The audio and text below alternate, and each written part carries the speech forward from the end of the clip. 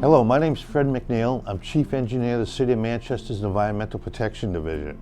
And I've had the pleasure and privilege of being a water professional for the past 40 years. And I've been associated from NEIWPCC for the past 15 years. Like many people, I fell into this profession. I was actually a newly married carpenter looking for adventure, and I joined the Peace Corps.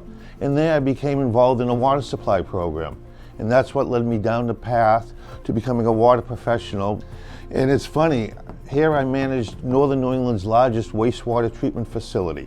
And I literally grew up less than a mile away the crow flies from here. And I used to fish the Merrimack River, where we are on the banks of, when I was a kid.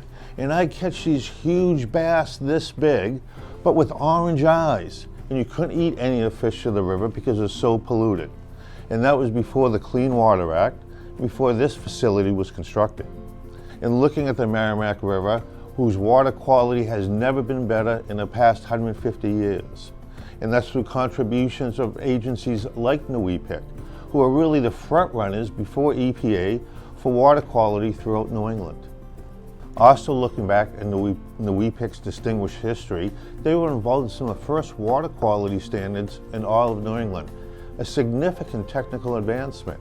Again, NEIWPCC was on the forefront from day one, just like they are today. As a longtime water professional, my 40th year, there's a lot of milestones. NEIWPCC's 75th year, the Clean Water Act's 50th year.